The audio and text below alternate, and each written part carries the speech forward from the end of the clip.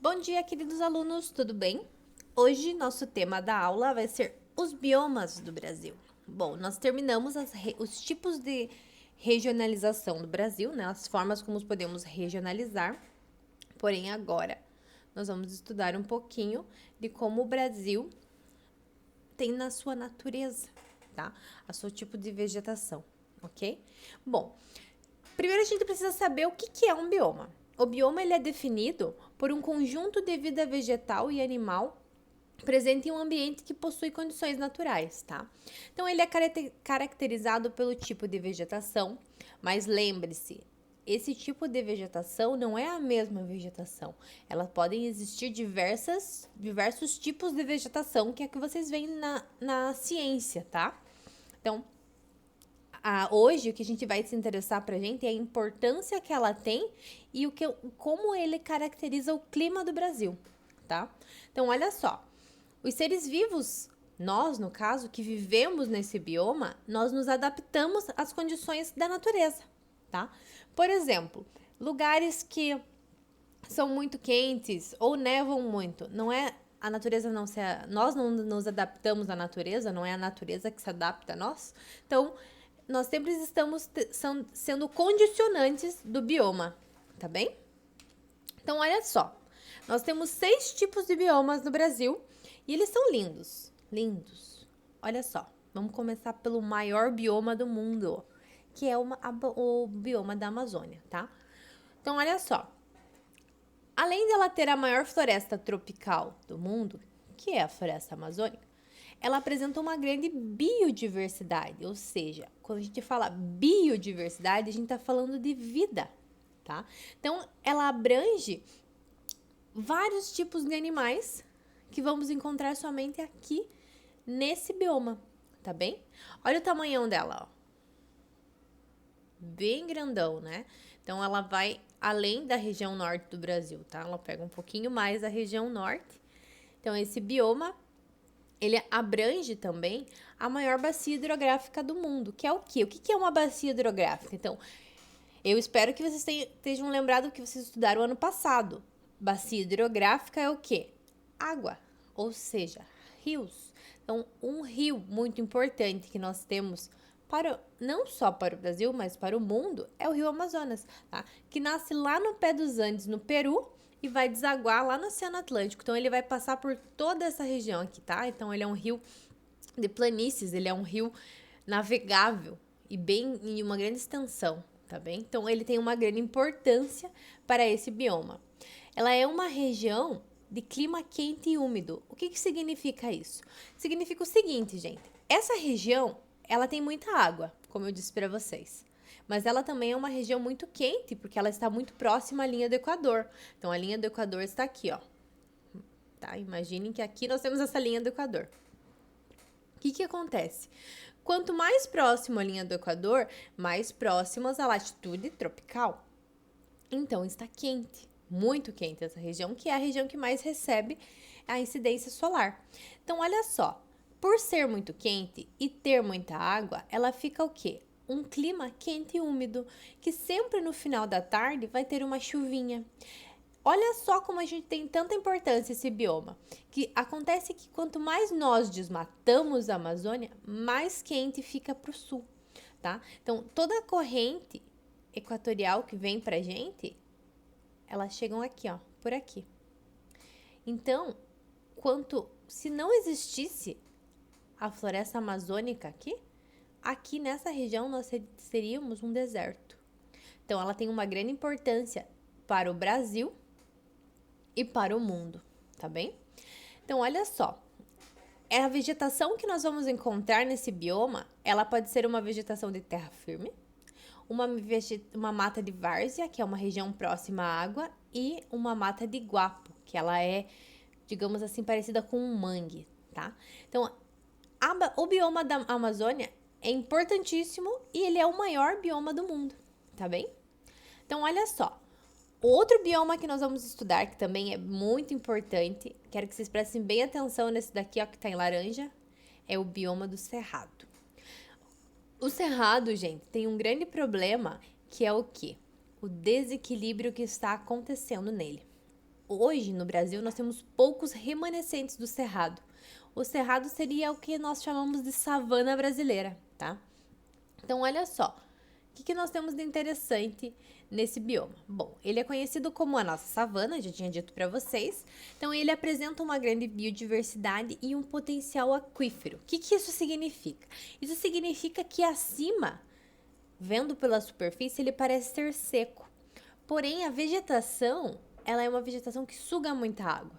Ela é uma vegetação que no seu subsolo tem grandes raízes que fazem com que nós temos um grande potencial aquífero, que é a água embaixo do solo. Então, ele abriga as principais nascentes dos rios brasileiros.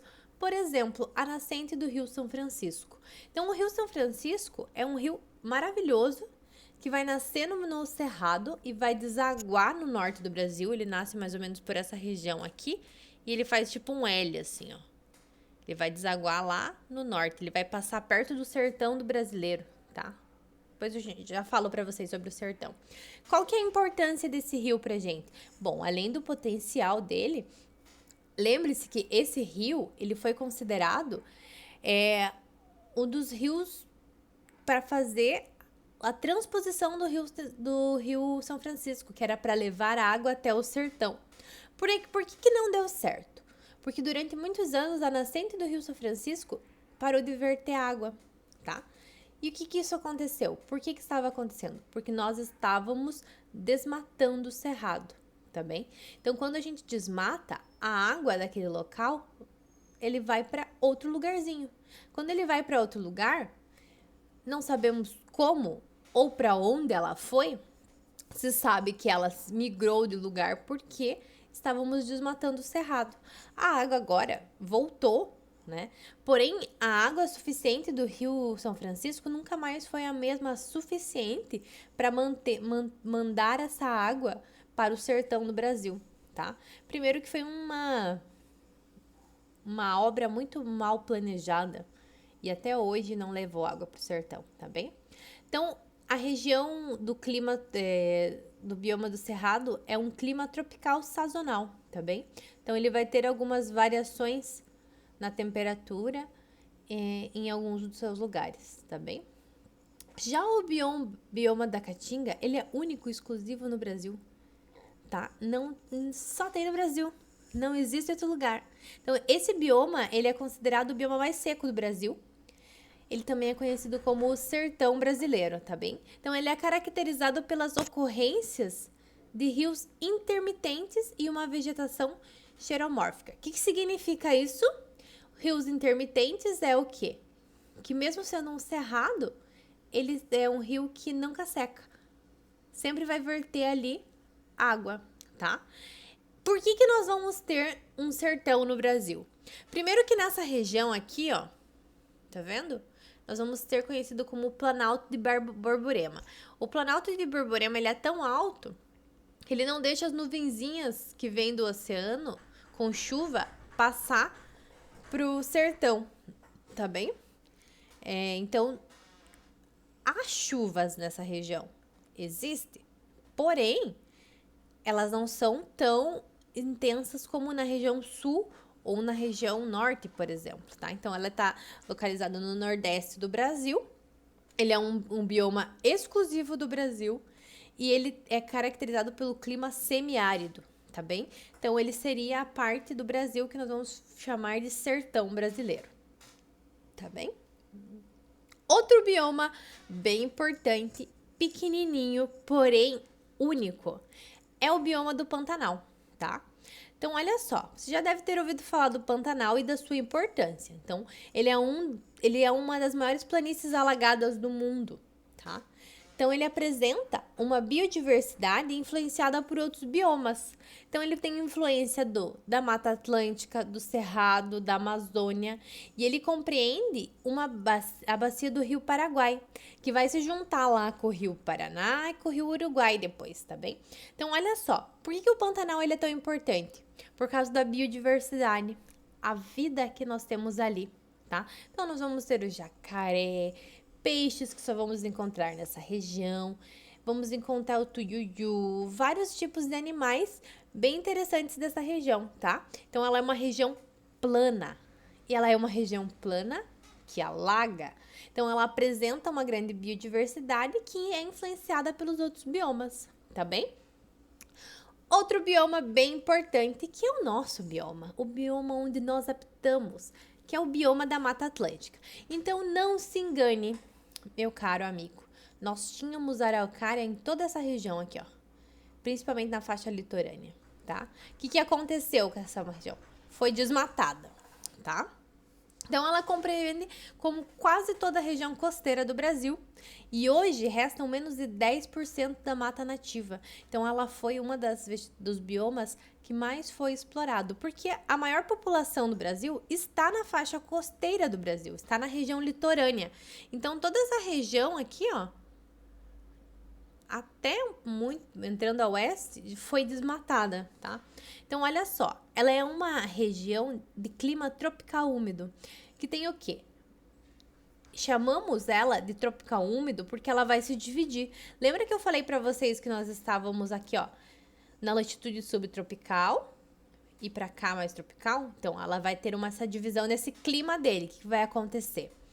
O clima dessa região, ele tem as estações de ano bem definidas. E temos os lugares aqui próximos às serras bem alta, que faz o quê? Ter frio, mesmo na região quente do planeta, que é na área tropical, tá bom? Na latitude tropical, beleza? Então, nós temos uma vegetação ambrófila mista e estacional. Sempre que você pensar em vegetação ambrófila, lembra do ombro da araucária? Lembra? Ou seja, ela é uma vegetação que protege o solo e ela também é estacional, que ela vai variar de acordo com as estações do ano, tá bom? O último bioma, mas não menos importante, é o bioma dos pampas. Para nós ele é bem conhecido, né? Porque eles são o quê? Conhecidos como os campos sulinos. Então, ele é um campo que ele apresenta um elevado potencial hidrelétrico. Por quê? Porque ele é alto, ou seja, ele se encontra em um planalto, ou os chamados chapadas, como são conhecidos, que é um plano no alto. E geralmente, se é um plano no alto, nós temos cachoeiras que fazem com que tenha um grande potencial hidrelétrico, que é o quê? A potencialidade para se tornar uma usina hidrelétrica, tá bom? Então, ela está no clima subtropical e ela é uma vegetação campestre. Ela também tem uma levemente uniformizada, assim, normalmente ela é uniforme nesse campo. Porém, nós vamos ter uma grande biodiversidade nesse local, que é o quê? Vários tipos de vida, vários animais, várias espécies de vegetação, ok? Esses foram os biomas do Brasil. Eu vou deixar uma atividade pra gente fazer juntinho. Quer dizer, vocês não vão fazer juntinho comigo, porque muitos não estão fazendo, né? Então, pra semana que vem, eu vou programar uma aula ao vivo pra gente, tá bem? Obrigada, até mais!